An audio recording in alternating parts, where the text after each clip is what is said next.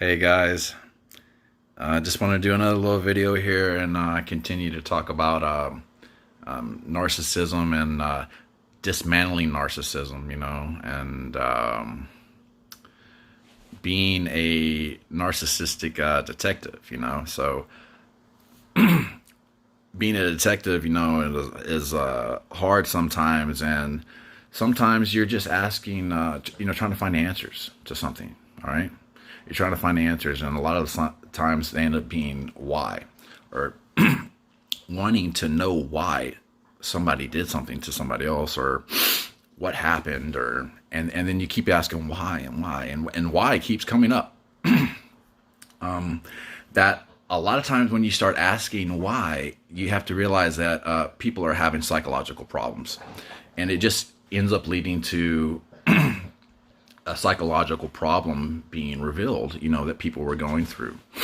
And so you have to realize that you could put all things in life into levels, and there being different levels to things. And so if you apply this level system to narcissism, you start to really get into the different levels. And, I was going over, some of this over here the other day, some of these notes. But one being the narcissist having a displacement. Okay. So there was a void that was left in somebody, okay, in their life. And it could be perfectly natural. These things happen, okay, and how people adjust to them, how they deal with them is a whole nother story, okay? So if you're able to deal with them in a healthy way, that being repair, regrow, replace, okay, the displacement, okay, with something positive, that could happen, okay? But if that displacement, okay, that void, whether, and that could be anything, could be a parental figure, could be a relationship, could be something that left somebody psychological and emotionally scarred, has made them jaded, okay? So that's the why. So being a narcissistic detective, you start to answer the why.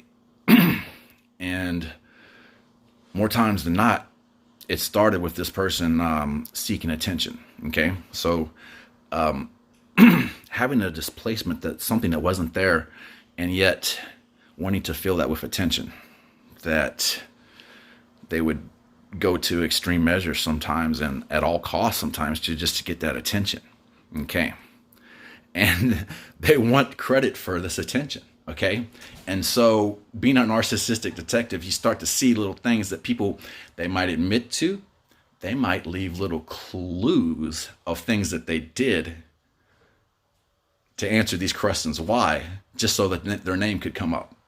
And then that is when a narcissist would actually psychologically get off on hearing their own name, or them getting credit for causing trouble.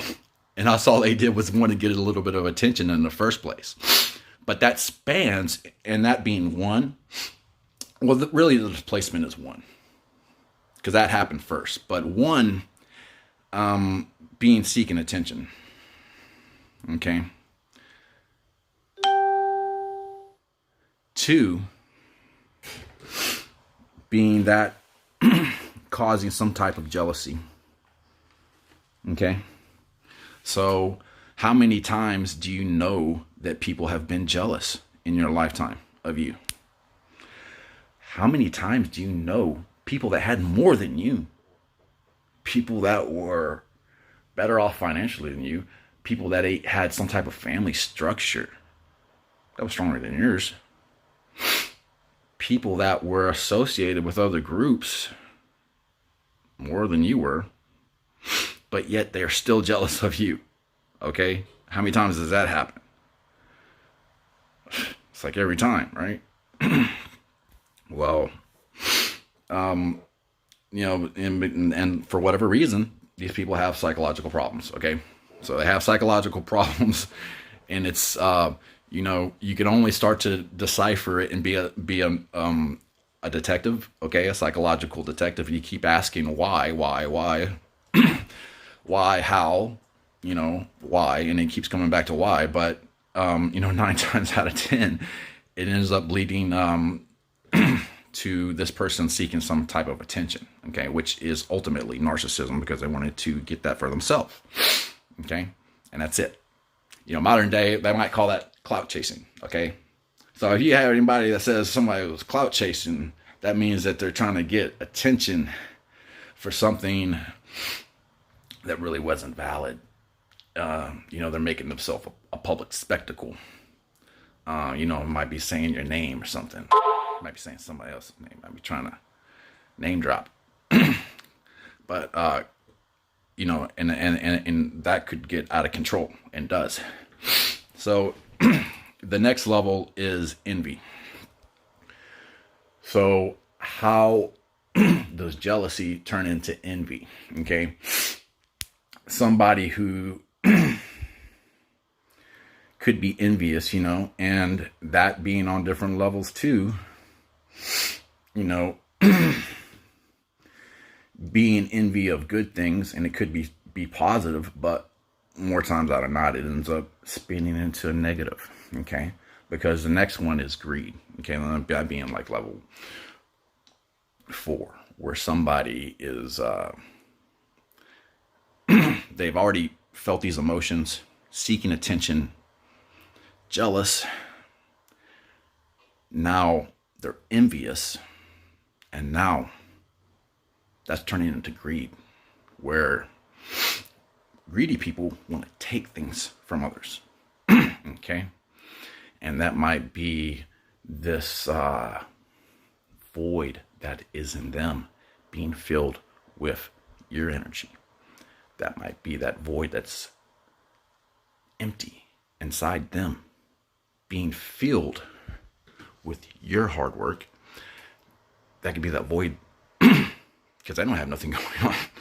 Their life is in this beta state where they would say some really toxic and evil phrases, like it's so fun to do things like this, okay, play psychological games, and they think they're so smart. But are they smart, and are they really smart?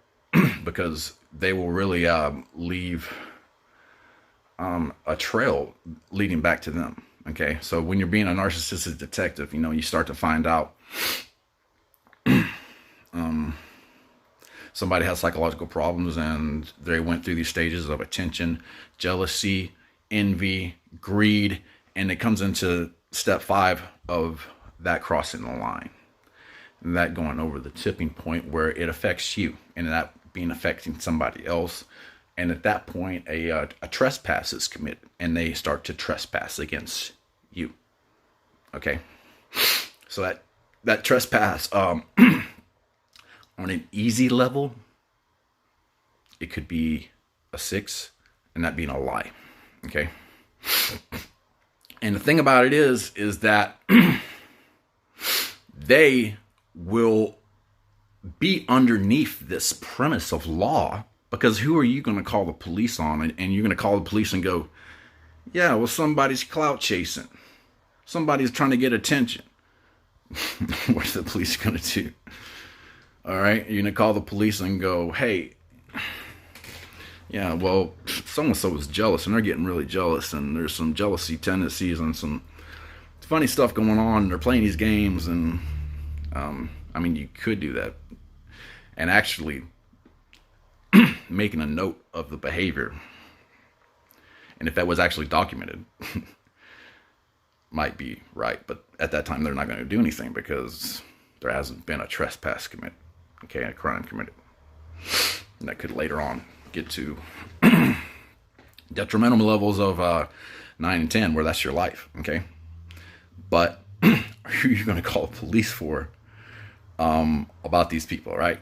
You're going to call the police and go, well, so-and-so is attention seeking, they're jealous, they're envious, and they're greedy. What are the police going to do?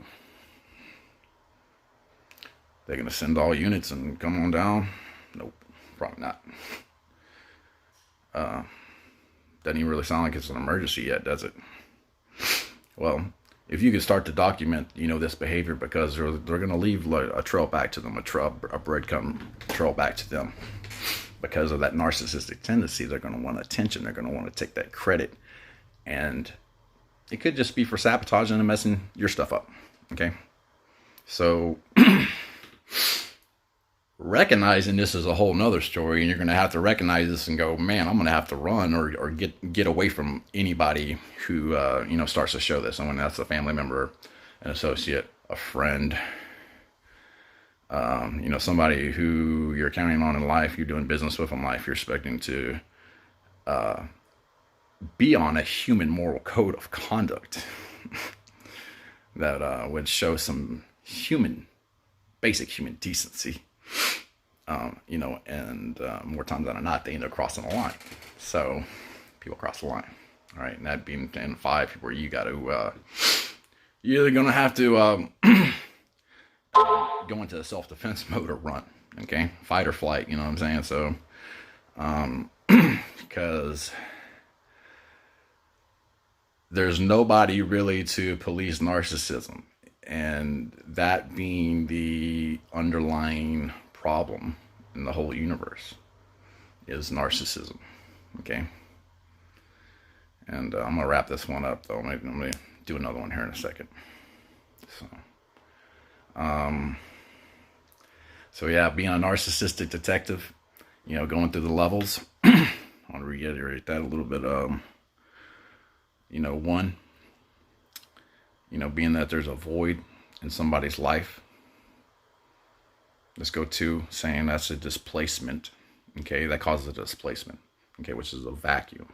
Okay, that vacuum starts to turn into a parasitic, vampiric type of state where they're feeding off of your energy. Okay, and that's being filled with somebody else's energy. Okay, so it becomes a psychological problem. Okay, and I guess we'll go with 3 with being attention seeking. Next being jealous. Next being envious. Okay, if that crosses the line, into 5, you got greed. Okay, then somebody being greedy who has way, way, way more than you on so many levels, and yet they're greedy of you, yet they're jealous of you, yet they are envious of you. Wow. So you're gonna have to start to see this and realize people have psychological problems that they don't have the police for. You can't call the police on these people, right? Versus saying people are acting freaking crazy. You're gonna have to deal with it. Okay, that sucks, but it's like part of life, right? The police aren't gonna do anything for you. Okay, they're not gonna protect you for narcissism. Okay, so you're gonna have to. That's why I'm trying to talk about that and deal with that. You know what I'm saying? And of total avoidance of the people would be the best cost at all. Okay, that being one. So displacement, attention seeking, jealousy, envious, greed, and that crossing the line into a lie. That crosses the line into somebody telling a lie. Okay, and more times than not, that truth eventually will come out. Okay, and that could be a breadcrumb, a trail back to the narcissist. Okay, unless they're not getting credit for something, they're not going to want to be happy for that. They might even start admitting stuff. Okay, more times than not, because then they're getting the attention that they wanted in the first place. Okay, so I'm going to go and wrap this up. It's only going on 15 minutes already, so we'll do another one here in a second. All right.